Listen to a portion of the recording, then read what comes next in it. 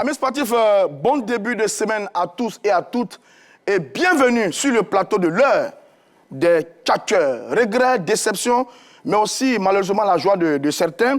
Les éléphants U23 n'iront pas à la CAN et au Géo. Ils se sont fait éliminer ce samedi par l'équipe du Niger du côté de Yamoussoukro. Éliminatoire CAN U23, échec des éléphants, à qui la faute?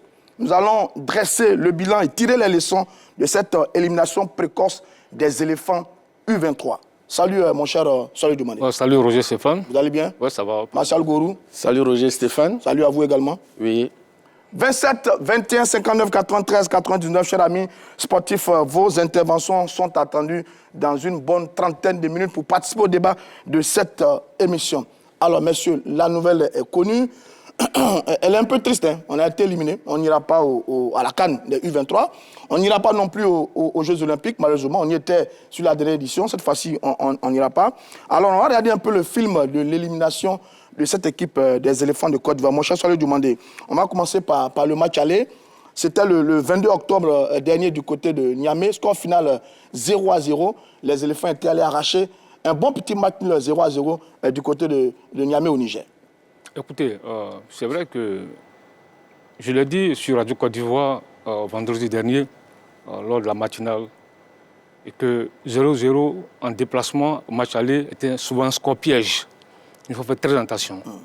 Et je l'ai même dit sur Radio Côte d'Ivoire qu'il fallait éviter d'encaisser le premier but. Parce que quand vous faites 0-0 au match aller, que vous recevez au match retour et que vous prenez le premier but, vous encaissez le premier but, ça devient compliqué. Et là, 0-0, ce n'est pas un bon nul, c'est un très mauvais nul. Et là, malheureusement, le scénario a été défavorable pour nous. On a encaissé le premier but, on est revenu au score, mais on a vengé beaucoup d'occasions. Mais à la vérité, il faut le dire tout net, ça fait un peu désordre. On est éliminé de la CAN des U17, éliminé de la CAN des U20, éliminé de la CAN U23, éliminé des JO 2024, éliminé en CAN Beach Soccer, seule qualification pour le CHAN. Ça fait un peu désordre. Je pense qu'il y a une vraie réflexion à mener. Je suis d'accord avec vous. Depuis 2 ans environ, depuis l'époque de la normalisation, la Côte d'Ivoire, le football ivoirien ne gagne pas beaucoup. C'est dommage. Sur le match aller, pour finir rapidement, les éléphants ont été dominés, mais ils ont résisté. Ils ont concédé un pénalty qui a été arrêté par le jeune Fofana. Mais dans l'ensemble, le 0-0 n'était pas mal quand même. C'est vrai que Charles dit c'est un score piège, mais 0-0 à l'extérieur, c'est pas mal quand même. Non, moi je crois que c'était un bon score. Parce que ne pas perdre à l'extérieur, c'est toujours bon à prendre. Et puis là, le Niger qui a dominé, qui a eu un penalty qu'il a raté, qui a été arrêté par le jeune Issa Fofana, qui malheureusement au match retour n'était pas aligné. Il était sur le banc de touche. Mais vous savez, moi personnellement, je ne suis pas trop offusqué que les U17 soient éliminés, les U20 soient éliminés et aujourd'hui les U23. Autant d'échecs vous... Non, dites-moi, je vais l'expliquer. Dites-moi, Monsieur Roger Stéphane, depuis la compétition des U17 qui a été organisée et qui a permis de préparer les jeunes qui se sont qualifiés pour la CAN des U17 au Maroc. En 2019. Dites-moi, quelle compétition de jeunes qu'il y a eu en Côte d'Ivoire? D'accord. Oui, ça c'est de 1. De 2, oui. D'autres diront, mais pourquoi est-ce que le CHAN, on s'est qualifié? On se qualifie pour le CHAN parce que on a disputé les compétitions locales. La Ligue 1, la Ligue 2, la D3. Et c'est à partir de cette compétition locale-là qu'on a pu constituer l'effectif. Bon, d'accord. Donc je pense que voilà un peu plus ou moins les raisons qui militent, qui font que les équipes de jeunes ont des difficultés. Parce qu'il faut reconnaître qu'il n'y a aucune compétition de jeu. Bon, je vous poserai la question tout à l'heure, à qui la faute. On aura le temps d'en débattre. Mais allons doucement. Sur le match retour, ça s'est joué ce samedi 29 octobre du côté de Yamoussoukro, Soleil Doumandé. Eh bien, c'est le Niger qui a ouvert le score à la 46e minute par Moustapha Abdoul Kairou. Sur une petite erreur défensive du côté des éléphants de Côte d'Ivoire. 46e minute, but de Moustapha Abdoul Kairou. Et puis les éléphants vont égaliser à la 60e minute de jeu grâce à une tête de Traoré Sédou, le jeune attaquant de l'équipe du Racing. Score final, un but partout. Malheureusement, sur le demandé, votre scénario, le scénario catastrophique que vous aviez presque prévu est arrivé et on a été éliminé. Match nul, un but partout. Les éléphants sont éliminés. Voilà, parce que les Ivoiriens se sont créés des occasions de but. Oui, beaucoup. Dès la 13e minute, il y a eu l'occasion de Mohamed Zougrana. Ensuite, à la 17e minute, il y a eu encore une autre occasion, Yaya Sogodogo. Ensuite, à la 22e minute, il y a eu Aboulaye Sanogo qui a eu une occasion. Et puis, il y a eu l'incroyable occasion de but de Traoré Seydou. Ouais. Qui a manqué un face-à-face. Vous voyez que quand vous créez des occasions 13e, 17e, 22e, puis 44e, 4 occasions nettes, vous vendangez, mais franchement, ça devient compliqué. Et là, à la 46e minute, il y a eu ce but, tout à l'heure vous en parlez, le but de Moustapha Abdoul, et puis l'égalisation à l'heure de jeu de Traoré Seydou, ça n'a pas suffi. Voilà. Est-ce que les éléphants se sont fait mal eux-mêmes dans ce match-là? Mais écoute, on peut le dire, on peut le dire tout net, parce que quand tu as des occasions que tu ne marques pas, si tu marques, c'est un autre match, le scénario change. Mais après, maintenant, ça devient compliqué. On aurait pu tuer le match dès l'entame de la rencontre. On aurait pu tuer le match, mener 2-0. On était traqué. Finalement, on ne l'a pas réussi. On encaisse 46e minute, on égalise à l'heure de jeu. Et finalement, après, on presse, mais on n'y arrive pas. Finalement, c'était un match 1-1 et les éléphants sont éliminés. Vous voulez, je vais résumer la situation des éléphants. Allez-y. Vous savez, il a parlé tout à l'heure du cas de l'attaquant qui était face à face avec le gardien. Et il cherchait son pied et il a permis à un défenseur adverse de quitter très loin pour venir lui arracher le ballon. Vous savez ce qui se passe? La vérité, c'est qu'en Côte d'Ivoire, que ce soit en club et en sélection, il nous manque un tueur, un finisseur, un renard de surface. Ça, c'est un constat tout à fait net. Et pourquoi, au niveau local, ce genre de problème se pose? Parce que, vous savez, lorsqu'il y a un jeune talent, automatiquement, ce talent est vendu en Europe. Ouais, on prend le cas de Konaté Karim. Oui, c'est juste. On prend le cas de Kader. Oui, de Kader. Le père de Korogo. Oui, de Korogo. Ouais. Les deux meilleurs fusils de la saison. Konaté Karim, 15 buts. Kader Koulibaly, 13 buts, qui est en Égypte aujourd'hui. Mais ils ont été vendus. Malheureusement, s'ils avaient été là, oui, il y a malheureusement, il n'y a personne pour finir les actions de la Côte d'Ivoire. On va avancer. On reviendra là-dessus. On reviendra sur le comportement des éléphants. Oui, ce que je veux dire. Allez-y. Mais ce n'est pas nouveau, ça. Ce n'est pas nouveau. Ce que tu dis, ça ne date pas d'hier. C'est près d'une décennie, plus de 2 décennies que ça existe, les talents s'en vont. Mais ça n'a pas empêché les éléphants U23 de Haïdara Swalio d'infliger un 6-1 au Niger. Et d'être vice-champion d'Afrique en 2019. Vice-champion d'Afrique, ça n'a pas empêché les U23 de Haïdara Swalio d'aller battre le MENA 2-1 à Niamey. Donc voilà ce que je voulais dire. Je vais rebondir. Je vais rebondir. Vous savez, oui. Comparaison n'est pas souvent raison. Les enfants de Swalio Haïdara, les U23, mais on oublie qu'il y a eu tout un long processus. Depuis 2012. Depuis 2012. Oui, c'est vrai. C'était des cadets. Ils ont été champions d'Afrique. Ouais. Et c'est ceux-là, par vague, qui sont arrivés en U19. Donc, ça veut dire qu'il y a un travail qui a été fait pendant de nombreuses années. Ouais. Donc, les deux cas sont pas similaires. Bon, justement, oui. Aujourd'hui... On y reviendra. Aujourd'hui, la donne a changé. Oui, la donne a changé. On y reviendra parce qu'on parlera justement des éléphants. À qui la faute? On verra bien ce qui s'est passé avec cette élimination précoce. Finalement, ces deux matchs un peu décevants. Le 0-0 du match aller au Niger, le 1 but partout du côté de Yamoussoukro. Sur 2 matchs, on n'a marqué qu'un seul but. C'est un peu décevant quand même, aussi bien pour les éléphants que pour l'équipe du Niger. Ah, absolument, ça veut dire que c'était des matchs qui étaient serrés. Ouais, c'était serré. Tu vois que tout à l'heure, je parlais de... pour la CAN 2019, la U23, la même U23 avec Haïdara Swalio, on avait marqué face à cette même équipe du Niger 8 buts en 2 matchs. 8 buts en 2 matchs. Ouais. C'est-à-dire qu'on les a battus 2-1 à Niamey, ils ont pris 6-1 à Abidjan, 8 buts en 2 matchs. Donc, et là, sur 2 matchs, on a marqué un seul but. Un seul but. Donc, ça veut dire qu'il y avait un problème, il y avait un travail à faire au niveau de l'animation même offensive. Maintenant, dit que Haïdara Swalio, c'est un processus. Oui, c'est un processus, mais je pense qu'on va en revenir. On va y aller alors. Voilà. On va y aller, monsieur. Bon, on a compris un peu le film des 2 matchs entre Éléphants et MENA du Niger. Maintenant, monsieur, éliminatoire CAN U23, échec de nos éléphants. À qui la faute? On va regarder d'abord, en commençant par cette équipe du MENA du Niger. Est-ce que c'est la faute à cette équipe du Niger, Marshal Gorou? Ouais, je pourrais dire à un degré moins oui, parce que c'est cette équipe qui a barré la route à l'équipe de Côte d'Ivoire. Mais Roger Stéphane, c'est que c'est un oubli. Il voit toujours les résultats. Mais cette équipe du MENA dont on parle, elle a disputé le premier tour éliminatoire de cette compétition. Absolument. Elle a battu la Guinée-Bissau. Pendant ce temps, la Côte d'Ivoire était exemptée. Mais c'est eu égard à notre niveau. Oui, sur le classement. Mais je veux dire que déjà, ça a permis à cette équipe d'avoir déjà 2 matchs officiels. D'accord. Pendant que les éléphants n'ont joué aucun match. Je suis d'accord avec ça. OK. Donc de 2, le match retour faisait le 4e match officiel de cette équipe du MENA. Par ailleurs, nous avons pris des renseignements auprès des responsables de l'équipe du MENA. Cette équipe a commencé à se préparer depuis le mois de juin dernier. Waouh. Lorsque les saisons se sont arrêtées. Donc, ça fait plus de 5 mois de préparation. De préparation. D'accord. Alors que cette équipe de Côte d'Ivoire s'est préparée uniquement en 2 semaines. Donc, je crois que l'un mis dans l'eau. Maintenant, on met au compte que les professionnels ivoiriens, sur lesquels l'entraîneur avait bâti sa stratégie, malheureusement, ces matchs n'étaient pas au niveau des dates FIFA. Ouais. Les clubs n'étaient pas obligés de les libérer. On reviendra au calendrier FIFA. Donc, on reviendra au calendrier. Dans l'autre, oui, il y a plusieurs raisons. Bon, pour vous, le Niger est peut-être plus fort que nous. Ça, demandez. Sur les 2 matchs. Non, le Niger n'est pas plus fort que nous, mais le Niger s'est préparé à obtenir ce résultat. Mais contrairement à l'équipe de Côte d'Ivoire. C'est la déclaration de Faye MS qui dit clairement que cette équipe, on la verra tout à l'heure. Il n'y a pas de problème. Qui était supérieure à nous. Mais vous voulez qu'ils disent quoi? Alors, très bien, soit du mal. Est-ce que cette équipe du MENA, sur les 2 matchs, a mieux joué et mieux géré que les éléphants? Oui, ils ont mieux géré.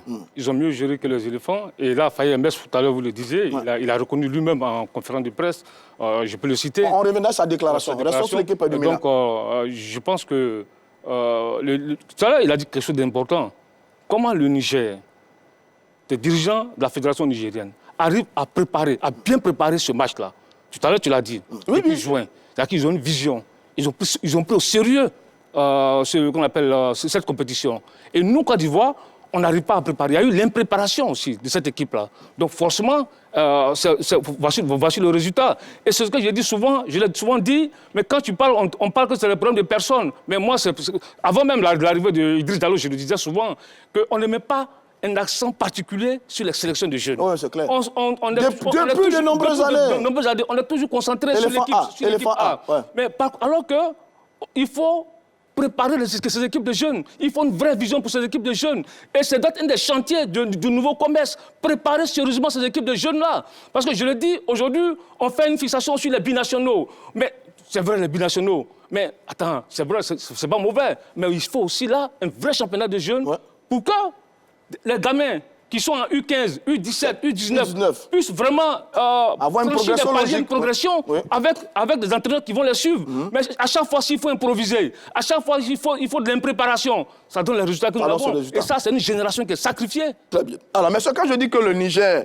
a bien géré ce match, on va regarder la déclaration du coach du Niger, Zakaria Ibrahim, qui a fait une déclaration et qui a su lire un peu le comportement des éléphants avant cette rencontre. Il y avait un peu une petite guerre de déclaration de Faye. Lui, il dit: nous avons profité de la faiblesse psychologique de nos adversaires parce que nous avons constaté qu'ils étaient très confiants. Et par leur abus de confiance, ils nous ont facilité la tâche. Nous avons donc profité de cette faille pour les tuer. Le mot est fort, pour les tuer. Mais nous a tués sportivement parce qu'on a éliminé. Est-ce qu'il a été intelligent en sentant et en connaissant la faille psychologique de cette équipe des éléphants? Écoutez, vous savez, lorsqu'on est qualifié devant l'équipe de Côte d'Ivoire, je pense il peut pas bouder son plaisir. Mais c'est de bonne guerre. Oui, il ne peut pas bouder. Mais moi, je pense que les éléphants n'ont pas été éliminés parce qu'ils étaient trop sûrs de gagner l'adversaire. Mais c'est un technicien qui dit ça. Non, je dis c'est pas vrai. C'est un technicien qui dit ça, Marcel Gomis. Mais c'est ce qu'il pense. Oui. Mais moi, j'ai mon avis. D'accord. Quand tu as l'entraîneur d'une équipe qui s'est préparée depuis 3 mois, tu as l'entraîneur d'une équipe qui a tous ses professionnels. Pendant que ton adversaire n'a pas la chance d'avoir ses meilleurs professionnels, il a pu jouer avec les joueurs qui étaient disponibles. Il dit les joueurs disponibles, pas les joueurs qu'il voulait. Et l'un mis dans l'autre, donc je crois que le résultat peut s'expliquer. Maintenant, ce que je voulais dire, excusez-moi, vous savez, on n'entre pas et on ne sort pas d'une transition sans conséquence. Suivez-moi. Vous savez, en 2002, la Côte d'Ivoire était dernière de la CAN. Et au sortir de cette CAN-là, le président de la fédération, Dieng Senou, a démissionné. Et Jacques Anouma, son vice-président, a pris le relais. Il a assuré une transition. Et au bout de la transition, la Côte d'Ivoire ne s'est pas qualifiée pour la CAN 2004. Oui. Malgré la qualité des joueurs qui étaient là, dont un Didier Drogba. D'accord. Voilà, qui brillait à Guingamp.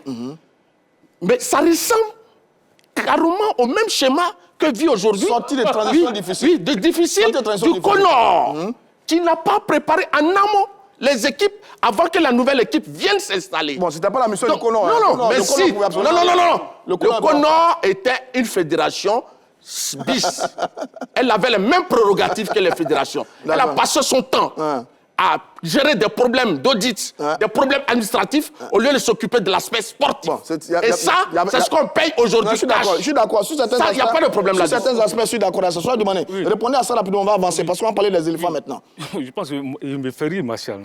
C'est-à-dire que quand tu dis que la Côte d'Ivoire n'a pas eu tous ses joueurs, mais c'est le lot de toutes les équipes. Là. C'était pas une fenêtre internationale. On allait évoquer la question de la fenêtre internationale. Donc, c'est pas une fenêtre internationale. C'est le lot de toutes les équipes qui ne sont pas entrées en possession de leurs professionnels, etc. Je me souviens très bien, Souaïdara Swalio, avec les U23, face à cette même équipe du Niger, il a joué avec trois remplaçants à Niamey. Mais ça ne l'a pas empêché de battre le Niger 2-1 et de la dynamiter 6-1. Donc, je pense que ce n'est pas un argument qui tient, parce que toutes les sélections sont victimes de ce calendrier, de cette fenêtre FIFA. Très bien. Deuxièmement, tu prends l'exemple de 2004. Mais Marcel Gourou, on se souvient très bien que la CAN 2004 n'était pas l'objectif de la Fédération ivoirienne. Jacques Anouma était clair là-dessus, que la CAN 2004 n'est pas l'objectif de sa fédération et qu'il visait la Coupe du Monde. Donc ce n'est pas la même chose. Le commerce qui est arrivé a dit que les JO étaient l'un des objectifs de la fédération. Donc c'est différent. Non mais Choualio, je vais te dire une chose. Quand tu sors une équipe qui est classée dernière et qu'elle a risé... Mais c'est pas la même chose. Qu'elle a risé du continent. Mais tu penses qu'un président de FIF, qui est logique, qui est réaliste, va venir dire qu'en quelque temps, il vise la CAN? C'est pas possible. Donc, logiquement, il dit qu'il ne vise pas la CAN. Il prépare pour la Coupe du Monde. Il prépare la Coupe du Monde. Et ça a bien marché. Ça a bien marché. Monsieur, et ça, c'est une logique. s'il vous plaît. Mais ça n'a rien à voir S'il avec ne disait pas le contraire, c'est qu'il était fou. Mais attends, Marshall, là où il prend l'équipe de Côte d'Ivoire... Faut pas occulter le débat. Le vrai responsable de cette élimination, c'est la fédération. Très bien, on y reviendra. Allez, on y reviendra. Très bien, on y reviendra. On a bien compris. On y reviendra. On continue de situer les responsabilités. On a fini avec le MENA. Attaquons maintenant les éléphants. Est-ce que nos jeunes garçons eux-mêmes ont été un peu responsables sur cette élimination? On a la composition d'équipe des éléphants, le 11 entrant face à l'équipe du MENA, donc samedi dernier du côté de Yamsoko, avec Mohamed Kone dans les buts, Souleymane Koulibaly, Yaya Sogodogo, Aboulaye Sanogo, Seydou Traoré le buteur, Mohamed Zougrana, Aboulaye Djiri, etc. Je vais demander, cette équipe des éléphants, dans sa façon de jouer, d'aborder ce match, de gérer cette équipe du Niger, est-ce qu'elle a une part de responsabilité dans notre élimination? Oui, forcément. Parce que quand il y a un échec, il y a des responsabilités. Absolument. C'est ce que nous sommes en train de faire. À différents niveaux. C'est eux qui étaient sur le terrain. Ils n'ont pas été à la hauteur, ils n'étaient pas au niveau. Ils ont raté des occasions de but. Ils ont pris un but à la 46e minute. Donc forcément, l'équipe a une part de responsabilité. Ça, on ne peut pas le cacher, il faut le dire tout net. Voilà. Marshall Gourou, on aurait pu gagner ce match. Tout à l'heure, il a donné les actions des éléphants. Zougrana, 13e minute. Sogodogo, 17e minute. Sanogo, 22e minute, plus l'action de Traoré. On aurait réussi ça, on se serait qualifié, on aurait gagné cette équipe-là, 2-1, 3-1, on serait qualifié tranquillement. On risque de me répéter. Contrairement à ce qu'il dit, il dit qu'on savait que cette compétition n'était pas à date FIFA, donc les clubs n'étaient pas. Oui, je suis d'accord avec. Mais il oublie que le Niger avait six professionnels dans l'effectif, malgré que la compétition ne se jouait pas à date FIFA. Donc le Niger a eu 6 joueurs. Maintenant on a 4. 5 évoluaient en Europe, et puis 1 évoluait en Côte d'Ivoire à Sol FC. Non, on a eu 4. Oui, mais ce n'est pas la même chose. Vous savez, nos professionnels sont titulaires dans les clubs. C'est vrai. Le Niger, la plupart de ces joueurs ne sont pas titulaires, les professionnels ne sont pas titulaires en club. Ça, c'est les deux tableaux. Les dirigeants ont négocié avec l'équipe de Karim, Karim ça n'a pas marché. Et de Oumar Diakité. Malheureusement, ces derniers ont dit que nos joueurs sont titulaires. Aujourd'hui, ils brillent, ils marquent des buts à l'appel. On ne peut pas les libérer. Bon, donc, il y a ça. Bon. Maintenant, ce que je veux dire, vous savez, il y a beaucoup de paramètres qu'il ne faut pas négliger. Regarde, les championnats ivoiriens se jouent sur des terrains synthétiques. Mais lorsqu'on va sur une pelouse naturelle, vous voyez les contrôles des ballons. On n'arrive pas. Mais ce sont des professionnels? Non, mais je vais dire que ça peut... Mais l'équipe qui a joué là, dimanche, à 80% n'était pas à base de joueurs professionnels. Je ne sais pas si je La plupart sont les joueurs de Ligue 1 et de Ligue 2. Oui, mais les compétitions de Ligue 1 se jouent où, de Ligue 2 se jouent où. D'accord. Mais c'est le même champrou là. D'accord. Rarement qu'on va à Yamoussoukro. Et ça, je crois que ça pose problème aussi aujourd'hui pour les équipes locales, les sélections de Côte d'Ivoire. Très bien, très bien. Alors, moi, je vais faire un constat sur le Mali. Je ne sais pas si vous le partagez avec moi. On n'a pas d'attaquant tueur. On ne marque pas. Regardez Gagnon en Coupe d'Afrique. Gagnon ne marque pas beaucoup. Regardez la SEC en Coupe d'Afrique.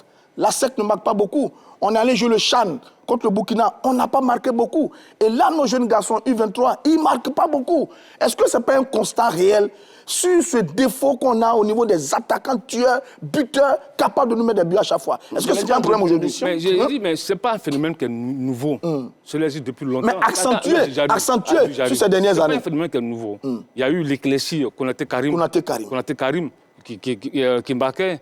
Après, c'est vrai, il y a un déficit. Ça aussi, c'est l'un des problèmes. Vrai problème du football ivoirien. Du football ivoirien. Ouais. Parce que par le passé, on était parié à ce niveau. La Côte d'Ivoire a tué des attaquants, des avant-centres. Que ce soit au plan local ou en international. Voilà. Maintenant, depuis quelques années, on a du mal à je ne dis pas fabriquer, mais à vraiment lancer des buteurs. Oui, mais parce que les clubs aussi, les clubs les vendent un peu trop. Oui. Dès qu'un garçon met 10 buts, il s'en va. Dès qu'il met 12 buts, il s'en va. Après, il n'y a plus personne pour marquer les buts pour nous. Mais aujourd'hui, mon cher Régio Stéphane, aucun club ivoirien ne peut vivre sans vendre. Ne peut vivre sans vendre et puis ne peut maintenir un joueur. Je suis d'accord avec ça. Parce qu'il y a la pression, des familles, la pression des managers, la pression du joueur lui-même. Il n'a pas envie de rester. C'est compliqué. Vous demandez à un Konaté Karim que Salvou le veut. Et tu vois qu'il va vouloir rester à coup de milliards. À coup de milliards. Non, ils ne peuvent pas maintenir le... Maintenant, il faut maintenant trouver la parade. Bon, la parade, c'est de rendre nos clubs riches pour pouvoir maintenir quelques joueurs. Mais si on a fini avec les éléphants, on va attaquer Faye Mess. Quelle est la responsabilité de Faye Mess, le sélectionneur tout nouveau et jeune sélectionneur de cette équipe de U23? Quelle est sa responsabilité, sa personnalité, son style, son coaching? Est-ce que Faye Mess était à la hauteur par rapport à ces deux rencontres et à cette compétition? Je pense qu'il a été à la hauteur. D'accord. Pourquoi? Je vais relever une chose. Les deux clubs, le champion et le vice-champion, lorsque l'équipe de Faye se préparait, n'avaient pas mis à disposition du groupe leurs joueurs, la SEC et le Sporting, parce que ces équipes-là étaient engagées en Coupe d'Afrique. Ça, c'est de 1. Faye Mess a été nommé en juin. Et vous savez, juin coïncide avec la fin des compétitions de la saison. Donc, ça veut dire quoi? Il n'a pas l'occasion de voir des joueurs en situation de jeu pour pouvoir prendre ses notes. Donc, il a fait un peu le tour de l'Europe. Il allait rencontrer les joueurs qui étaient susceptibles de venir renforcer son effectif. Les championnats locaux ont repris au mois de septembre. C'est ça. Les 3 championnats. Donc, c'est naturellement à partir de septembre que Faye Mess regarde quelques matchs de Ligue 1, de Ligue 2, de D3, il prend ses notes pour pouvoir sélectionner. Donc, c'est au début d'octobre que Faye Mess, en réalité, travaille sur 2 semaines. C'est ça. Donc, voilà les conditions dans lesquelles Faye Mess a travaillé. Mais malgré cela, vous-même, vous avez vu que cette équipe produit du jeu. On aurait pris des occasions. Elle aurait pu tuer s'il y avait un finisseur comme Konaté Karim. Est-ce la faute à Faye Mess? Je dis non. D'accord. Déjà, pour ce qu'on a vu, c'est déjà bon. Il faut entretenir le groupe qui est là. Ne pas faire disparaître, continuer le travail. Parce que les enfants qui composent cette équipe-là, 17 ans, 18 ans, 19 ans, 20 ans, dans 3 ans, 2 ans, ils ont le temps il y aura de monter. encore des nouvelles des éliminatoires et je pense que ça peut aller. Je vais demander si les éléments que donne Martial Gourou, est-ce que Faye Mess est un peu dédouané par rapport à ce résultat? C'est un échec, hein? On ne va pas le cacher. Oui. C'est un échec des éléphants et de Faye Mess, de nous tous. Mais est-ce qu'il est dédouané un peu, le sélectionneur des éléphants? Écoutez, d'abord, il faut faire la part des choses. C'est-à-dire qu'un entraîneur, il peut être un bon formateur. Il peut être bon avec les jeunes, etc., les U15, les U17, les U19. Et puis, il y a la compétition. C'est différent. Tu peux être un bon coach de jeunes et puis ne pas être un compétiteur. Maintenant, Faye Mess, moi, j'en veux même pas à Faye Mess. J'en veux à ceux qui l'ont nommé. D'accord. C'est eux les responsables. Bon, on va terminer FMS. Juste après, on attaque la fédération. Il a fait beaucoup de... Non, attends. On est en train de tourner autour du pot. Le premier responsable de cet échec, c'est la fédération ivoirienne. Très bien. Alors, pour finir FMS, il a fait beaucoup de remplacements sur ce dernier match. Est-ce que vous avez senti qu'il a un beau coaching, il a une belle lecture, il lit bien le match, vous avez senti ça à FMS? Bien sûr. Lorsque vous êtes mené sur votre propre terrain et puis vous revenez à la marque, après ça, vous créez des occasions. C'est parce qu'il a compris, il a bien lu le jeu de l'adversaire, qu'il a pris le match à son compte. Donc là, les ratés, on ne peut pas lui en vouloir. Un avant-centre qui est devant un gardien et qui réfléchit, qui cherche son pied, ça, c'est la faute de l'entraîneur. C'est pas l'entraîneur. Non, bon, alors on va regarder sa déclaration, Faye Mess. Il a fait une déclaration également. Il en a fait beaucoup, une avant le match, dans laquelle il disait on va contrôler le jeu, etc. etc. Il a semblé dire par moment, mes joueurs n'ont pas le niveau. Et puis là, après le match, il dit nous avions le devoir de nous qualifier, mais c'est la meilleure équipe qui a gagné sur l'ensemble des 2 matchs. Les Nigériens ont été les meilleurs, surtout dans l'engagement du jeu. Ils ont été efficaces. Félicitations donc à eux. Voilà donc une déclaration très fair-play de la part du garçon qui prend avec beaucoup de sagesse cette élimination des éléphants de Côte d'Ivoire. Oui, mais il n'a pas le choix. Il n'a pas le choix. Il n'a pas le choix. Et un entraîneur, je le dis souvent ici, je le répète, un entraîneur, il juge au résultat. Faut pas.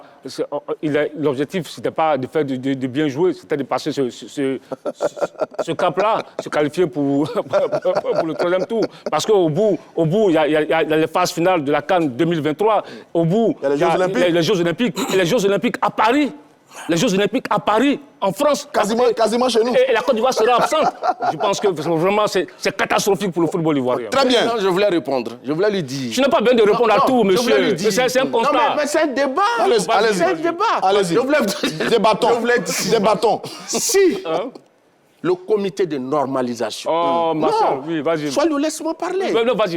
Sois-le, une équipe de 3 mois, soyons réalistes. Une équipe de football ne se prépare pas en 2 semaines, en 3 semaines. Ouais. Le comité de normalisation savait le calendrier des équipes ivoiriennes en 2022.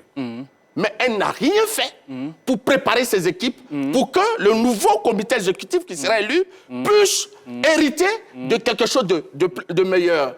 Mais c'est ce qu'on paye. Et quand je disais tout à l'heure, on n'entre pas dans une transition, on n'en sort pas sans conséquence. C'est ce que je voulais expliquer. La réalité, la normalisation a tué le football au plan purement sportif. Alors, maintenant, on va avancer. On n'a plus assez de temps. Vous allez lui répondre aussi. Oui, répondre. Tu sais, arrête de trouver un bouc émissaire. La normalisation n'a rien à voir dans l'échec des U23. Ils n'ont rien à voir. M. Idriss Diallo a été élu le 23 avril 2022 à Yamoussoukro. Il a pris de fonction en mai. Écoute-moi, mai, juin, juillet, août, septembre, octobre, 5 mois. Monsieur Marcel Gourou, il faut arrêter d'accuser la normalisation. Très bien. Allez, vous allez répondre. Vous allez répondre, Marcel Gourou. 27, 21, 59, 93, 99. Le téléphone est ouvert maintenant. Sur les responsabilités, quelle est la responsabilité de la Fédération ivoirienne de football? Est-ce que la Fédération est responsable de notre élimination? Marcel Gourou. Non, et je dis non. Michel lui demandait dit oui depuis. Non, c'est même pas normal. C'est vrai, on peut ne pas aimer le lièvre, mais quelquefois, il faut reconnaître qu'il court vite. Parce que, vous voyez, il dit lui-même qu'ils ont été élus en avril. Passation des charges le 4 mai. L'équipe FAMS est nommée, parce que c'est un contrat collectif, il est nommé adjoint de l'entraîneur national, mais en même temps pour rôle de gérer cette équipe. Et j'ai dit que c'est en mai, en juin. En juin, les compétitions sont arrêtées au plan local. La saison est finie. La saison est finie. FAMS, là, il travaille comment? C'est juste. Il voit quel joueur en situation de jeu pour le sélectionner. Donc, naturellement, il est obligé d'attendre septembre. Septembre, la compétition est déjà là. Octobre. Donc, il n'a pas eu le temps nécessaire. Malheur pour lui, les joueurs professionnels sur lesquels il comptait n'ont pas été libérés. Donc, vraiment, je crois qu'il faut avoir des circonstances atténuantes pour le jeune technicien. On a vu le peu de travail qu'il a fait en 2 semaines. On a vu quand même nous, on est arrivé à la fédération. On est arrivé à la fédération. On a fini à FAMS. Sur la fédération, vous dites qu'elle est responsable. Dites-nous pourquoi. Elle est responsable parce que tout à l'heure, je n'en veux pas à FAMS. Je dis la fédération. Nous tous, on lui en veut pas. Voilà, la fédération est responsable. Comme tu l'as dit, tu l'as si bien dit, qu'elle est arrivée le 23 avril. Elle a pris les fonctions le 4 mai. Et tu sais, c'est une date on savait qu'en octobre, il y a les éliminatoires de la CAN 2023. Tout à fait. Que tu te dis, attention, le temps est court. Attention, le temps est court. J'ai en ligne M. Baya. Ok. Attention, le temps est court. Le temps est court. J'ai en ligne M. Baya qui nous appelle de Sassandra. Salut M. Baya. Allô? Allô? Allô? M. Baya? On l'a perdu du côté de Allô? Sassandra. Sois demandé. Oui, donc attention, le temps est court. Mais il y a un entraîneur qui est en place, Allô? Aïdara Swalio, qui a joué les quarts de finale Oui, salut, monsieur Roger des Stéphane. JO. Des Jeux Olympiques. Il n'y avait même pas un an de cela. Qui a été vice-champion d'Afrique. 2019. 2019. On le dégage, on envoie un nouvel entraîneur. Tout ça sachant que le temps est court. Alors que M. Aïdara Swalio était dans un projet, il avait déjà pris les U20, donc il avait une base de travail. Tu sais que le temps est court, mais tu le laisses travailler. Tu le laisses continuer son aventure, mais comme ils sont orgueilleux, ils connaissent tout. Oh, Écoute-moi, laisse-moi terminer. Ils manquent d'humilité, ils connaissent tout. Ils ont dégagé le pauvre monsieur. Ils ont failli même l'humilier. N'eût été, qu'on appelle des interventions, de la pression, une petite pression. Ils l'ont maintenu, Chan. Voici la responsabilité. Aïdara Swalio, vice-champion d'Afrique, car les finalistes qu'on appelle des JO ne devaient pas partir, devaient rester pour continuer son aventure parce que le temps était court. Alors, il maîtrisait déjà la maison. Je vais dire une chose. Je prends d'abord M. Ndri Kouadio qui nous appelle de Faya. Salut M. Ndri. Bonjour M. Roger Stéphane. Comment ça va? Je vais bien. À qui la- Bonjour M. Soiro. Bonjour. D'accord. À qui la faute, c'est la Fédération ivoirienne de football. Pourquoi? Parce que de la manière ils ont nommé les entraîneurs là, c'est pas comme ça. Il y a un entraîneur qui est là, qui était en place avant. Il doit le laisser continuer. Mais ils ont nommé Gassé aussi. Ça se passe bien à Gassé? Non. Gassé avec le monsieur, c'est pas la même chose. Ils ont été tous nommés au même moment? Non, c'est pas la même chose. Même ils sont tombés au même moment, mais c'est pas la même chose. Lui, il a été écarté un peu pour le U23. Qui a été écarté? Le U23. C'est, comment on appelle, comment il s'appelle même? Soleil Dara? Non. Faya Je MS? parle à Faye, mais il a été écarté à côté d'un entraîneur des éléphants. Non, je ne vous comprends pas bien. Faya MS, il est sélectionneur adjoint de l'équipe A et sélectionneur titulaire des U23. Voilà, c'est deux responsabilités du côté de la fédération. Les deux ont été nommés en même moment. Donc, on ne peut pas dire qu'on n'aurait pas dû les changer. Avec Gassé, ça se passe très bien, non? Oui, avec Gassé, ça se passe très bien. Mais normalement, on ne doit pas chasser Aïdara Swalio pour mettre, comment on appelle ça, l'autre entraîneur. C'est pas normal. Bon. C'est pas normal. Quand c'est comme ça, le football ne peut pas marcher. D'accord. Quand il y a le jeu même, là, quand il y a le jeu, c'est pas ça. C'est même pas ça même. D'accord. On parle des buteurs ou des professionnels. Non. On a des joueurs ici. Si il a été nommé vite pour sélectionner les joueurs là pendant au moins un mois, pour faire l'entraînement, au moins 1 mois, 2 mois là. On en va voir comment ça s'est passé. C'est vrai. Vous prenez les joueurs comme ça, un coup, aller aux compétitions. Mais les occasions de but on a eu là, les 3-4 là, si on a mis dedans, c'était la faute de la fédération sur la nomination du sélectionneur? C'est pas ça, mais quand c'est échec, si c'est une échec. Bon, d'accord, merci. Merci, M. Ndri. On vous a bien compris, M. Ndri. C'est vous qui avez la parole. Hein. Allez-y, Martial Gourou. Vous savez, Chalio, Ferry, vous savez. Mais ne riez pas, donnez vos arguments. Le président Idriss Diallo, lorsqu'il menait sa campagne à la présidente de la FIF, a dit qu'il voulait marquer une rupture, faire un travail énorme à la base au niveau du football des jeunes. Donc c'est ce projet qu'il va mettre en place. Parce qu'il ne faut pas penser résultat immédiat. Il faut penser l'avenir du football. Parce que depuis quelques années, on a un problème au niveau de la formation des jeunes, du football des jeunes. Donc, monsieur Idriss Diallo prend Faye MS, qui est un formateur à la base. Le projet à long terme. Oui, ça fait un. Donc, les jeunes, U23, c'est des jeunes. Donc, il faut préparer l'avenir du football ivoirien. Par ailleurs, c'est pour cette raison qu'il a fait venir un Détienne qui a été champion d'Europe avec la France et qui, en quelques mois, a parcouru la Côte d'Ivoire. Il a déjà mis en place un groupe de 20 joueurs au niveau des U17, un groupe de 20 joueurs au niveau des U20. Donc, c'est ce travail-là, en relation avec FAMS à partir des U23, qui sera fait pour permettre à la Côte d'Ivoire de décoller et d'avoir des résultats dans le futur. Bon, n'empêche qu'on et ça, c'est la raison principale pour laquelle on a enlevé Chalio Aïdara, qui n'est pas né pour l'équipe U23. il a été appelé à une fonction, on peut le déplacer. À tout moment. Et la preuve, il allait avec l'équipe locale, il a eu de bons résultats, il est qualifié pour la CAN. Je prends M. Kwame, qui nous appelle de Cocodier, je reviens à vous. Salut M. Kwame. Bonjour, monsieur Roger Stéphane. Oui, on vous écoute sur le sujet. À la question de savoir à qui la faute... À qui la faute est sur cette élimination des U23? Oui, justement, il n'y a pas midi à deux pour pouvoir trouver... C'est toute la faute incombe à M. Idriss Diallo, premier responsable de cette fédération. Mais c'est lui qui a joué. Idriss Diallo, il a joué. C'est lui le premier responsable, M. Roger Stéphane. On ne peut pas lui enlever la faute. Ouais, Si, bon, évidemment. Donc, en tant que responsable, il il assume. D'accord, on a compris ça. Voilà, il faut déjà voir la faute à son niveau. C'est vrai que les fautes sont partagées. On ne peut pas mettre la faute aux jeunes joueurs ni aux techniciens parce qu'ils n'ont vraiment pas eu le temps de vraiment se préparer. Voilà, ça, on peut leur dommager. Mais pour la gestion, moi, je pense que de l'équipe des jeunes, il faut déjà élaborer une bonne planification pour ces gens de compétition. C'est inadmissible qu'une équipe comme la Côte d'Ivoire puisse tomber face à des Nigériens. On n'arrive pas à comprendre. Des Nigériens très bien préparés. Très bien qui ont pris à cœur justement. cette compétition, renforcée par beaucoup de professionnels. Justement, voici la différence.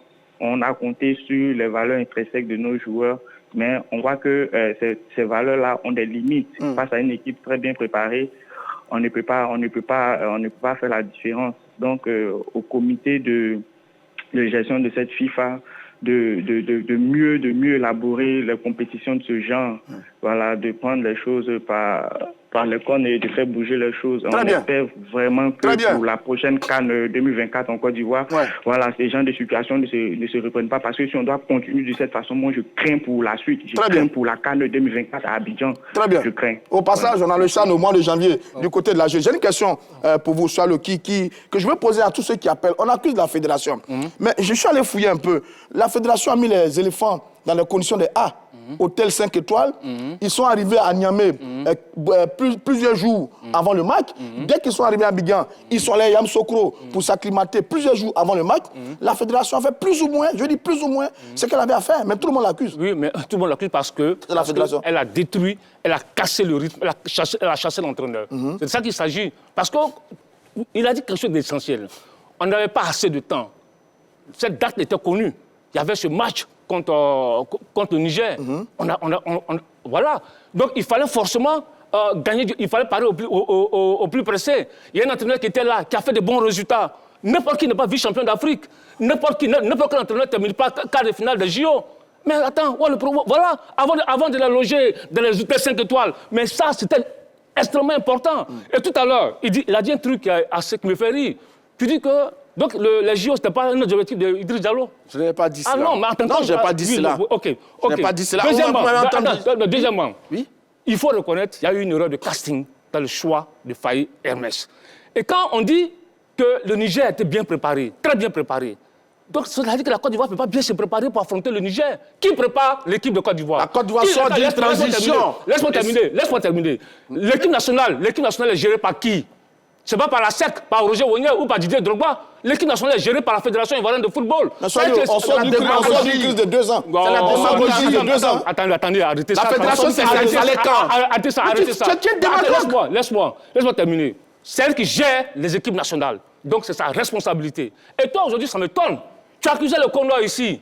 Quand on a été éliminé en 8e de finale de la CAN au Cameroun, tu as accusé le Condor au cours d'un débat ici sur ce même plateau que le Condor était le premier responsable de chaque. Oui, mais j'étais au pouvoir, j'allais tout le temps. C'est le Condor qui atteint la pénalty. Très bien. Écoute, alors, non, il vous allez répondre. Merci, Choualio. Je prends M. Doumbia, qui nous appelle d'Abobo. Salut, M. Doumbia. Bonjour, M. Roger Stéphane. Oui, on vous écoute. Hein. Je salue les deux consultants. Bonjour, merci. Et Marshall.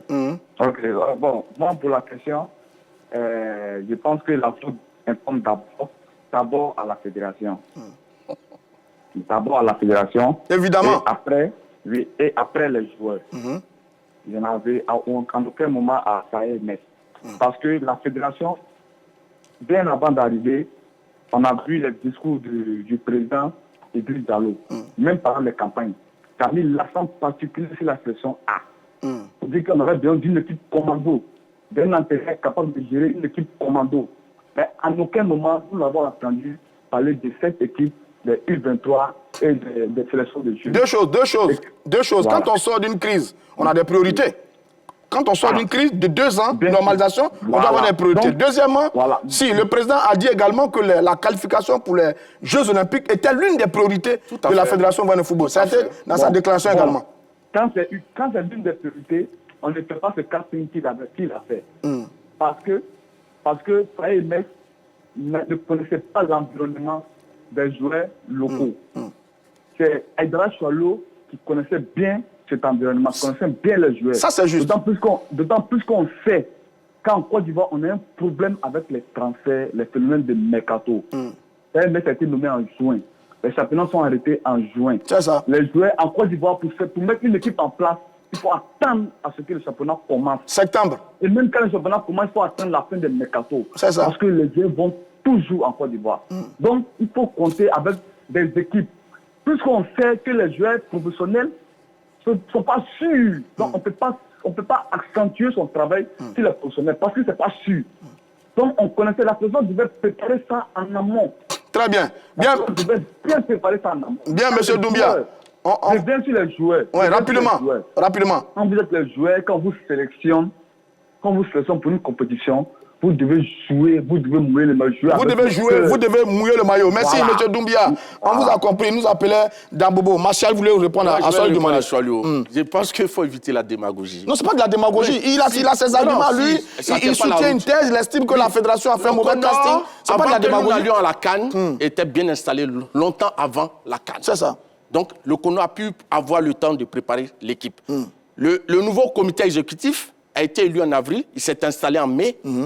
En juin, Le championnat est fini. Bon, Donc, il n'y a personne. Apparemment, on a eu un mois. Il y a un mois. Voilà. Même si c'était Choualo Aïdara qui était là, qui était maintenu, et que le comité exécutif s'installe en mai, en juin, les championnats sont finis.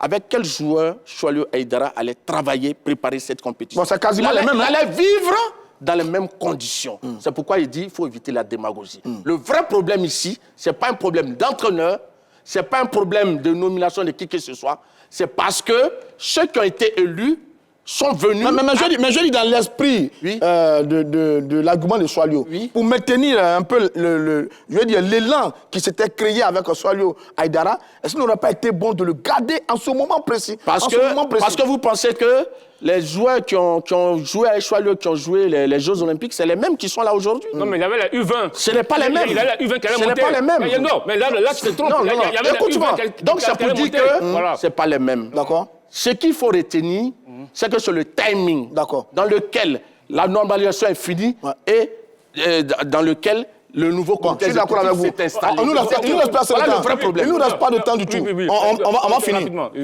Tu sais, tu accuses la normalisation. La normalisation, ils ont une secondaire atténuante, ce n'est pas des gars du football. Ah, d'accord. Ah, oui. Maintenant, oui. Mais ceux qui sont là, qui ont 20 ans, 40 ans, 50 ans d'expérience, et qui viennent, qui savent qu'il y a une compétition assez importante, comme les JO, et qui viennent, qui chassent un entraîneur, qui font venir qu'on appelle un autre entraîneur. Ils échouent. Bon. Et tu vas accuser même